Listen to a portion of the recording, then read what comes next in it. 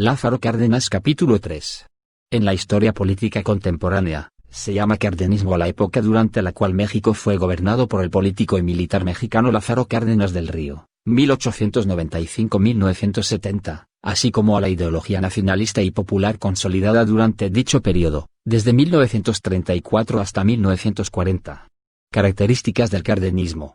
El cardenismo, en un sentido general, se caracterizó por lo siguiente: un Estado fuerte y abiertamente apoyado por el sector militar, del cual Cárdenas provenía, que intervino abundantemente en la economía y en la sociedad. Se llevó adelante un conjunto importante de reformas en el sector agropecuario, reforma agraria, responsable del mayor reparto de tierras de la historia de México, entregando a los campesinos la propiedad de las tierras que cultivaban y atacando abiertamente el latifundio. Se propuso un modelo de desarrollo económico distinto al de los grandes países capitalistas, cuyo ideal era ir más allá del keynesianismo y del fascismo, sin llegar al modelo soviético. Su prioridad fue siempre la producción y no el capital. Se expandió el gasto público, alrededor de 40% en créditos, comunicaciones y desarrollo agrícola, y se promovió la aparición del ejido, para combatir el desempleo rural. Se atendió y unificó el movimiento obrero, impulsando la creación de grupos sindicales centralizados. Esto fue particularmente importante en el sector ferroviario y en el sector petrolero, en los cuales ya existían tensiones previas y que terminó por desencadenar la expropiación de ambas industrias. Expulsó del país a su antecesor Plutarco Elías Calles, y se distanció de su proyecto a través de la postulación del Plan Sexenal, o sea, plan de 6 años, que aspiraba a alentar el crecimiento urbano, industrial y agrícola de México. Se introdujo la educación gratuita, laica y obligatoria hasta los 15 años de edad. Se recibió una enorme migración de refugiados españoles que huían de la Guerra Civil Española y la posterior dictadura franquista. Causas del cardenismo.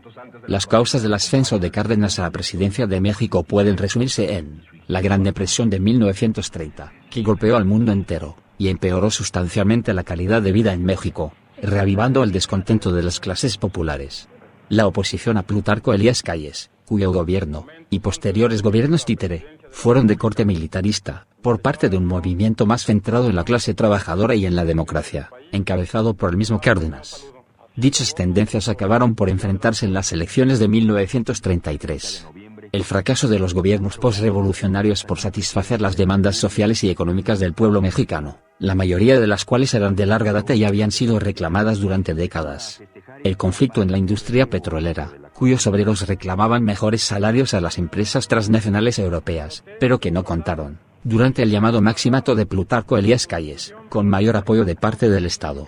Consecuencias del cardenismo. Por su parte, las consecuencias más notorias del cardenismo fueron las siguientes: la reforma agraria, que entregó alrededor de 18 millones de hectáreas en el norte del país a pequeñas unidades productivas campesinas, para romper con el modelo agrícola tradicional latifundista, heredado por México de la época colonial. La modernización de la educación a través de intensas campañas de combate contra el fanatismo, la superstición y los prejuicios, en lo que se llamó una educación socialista de corte moderno. Esto en muchos casos implicó una prédica anticlericalista. El enfrentamiento diplomático con Europa y Estados Unidos, a raíz de la nacionalización forzosa de la industria petrolera ocurrida en 1938, y la demanda de muchas de las naciones extranjeras de ser resarcidas no solo por la maquinaria y los bienes incautados, sino también por el petróleo sin extraer, que el Estado mexicano consideró de su exclusiva propiedad. Esto condujo a un bloqueo internacional y a muchas tensiones diplomáticas que, no obstante, perdieron toda su fuerza al desencadenarse la Segunda Guerra Mundial. La popularidad de Cárdenas, considerado como el único presidente que no se enriqueció durante su mandato, y cuyos ideales fueron revividos temporalmente por el Partido del Frente Cardenista de Reconstrucción Nacional entre 1987 y 1997,